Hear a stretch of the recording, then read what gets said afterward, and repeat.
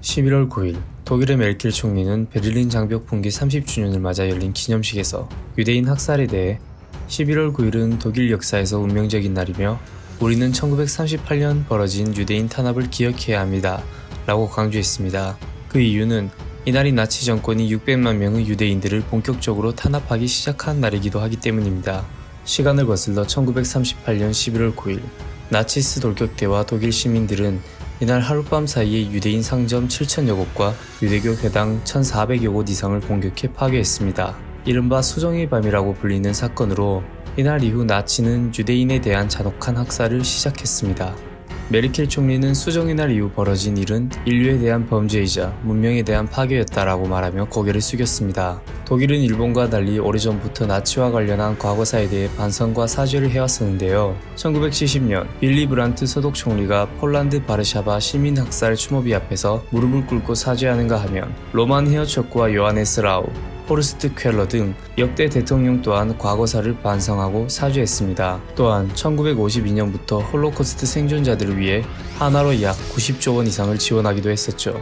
하지만 독일의 메르켈 총리와 달리 일본의 아베의 경우에는 오랜 시간 동안 일제강점기 만행에 대한 사죄를 요구하는 한국인들의 목소리를 무시하고 사죄도 거부하고 있으며 최근엔 오히려 일제강제징용 피해자들에 대한 배상 판결에 대해 경제보복으로 대응하고 있습니다. 이렇듯 과거사에 대한 독일과 일본의 행보가 판이하게 다른 것에는 일본의 민족성, 극우 세력, 올바른 역사 교육의 부재, 통제된 언론 등 여러 이유가 있지만 그 중에서도 가장 큰 이유는 호사카 유지 교수의 말처럼 일본은 독일과 달리 큰 전쟁에서 한 번밖에 패하지 않았기 때문에 정신을 차리지 못했다는 것입니다. 과거 1차 세계대전 직후 독일 역시 전쟁에 대한 반성보다는 패배에 대한 분노와 피해의식에 사로잡혀 있었기 때문에 그러한 국민들의 정서를 잘 파악한 히틀러가 빠르게 집권했고 그러한 정서를 원동력으로 삼아 세계 2차 대전을 일으킬 수 있었습니다. 하지만 그 결과는 참혹했습니다. 다시 한번 전쟁을 일으키면 유럽을 정복할 수 있을 거라 믿었던 독일은 처참하게 패배했고 두 번째 패망을 경험한 독일은 그제서야 자신들의 잘못을 깨달았습니다. 그리고는 빠르게 자신들의 잘못을 반성하고 전쟁 피해국들을 찾아 사과를 하는 등 피해국들이 납득할 만한 진정성 있는 사과와 사죄의 모습을 반복해서 보여주었고 현재까지도 그러한 모습을 보여주고 있습니다.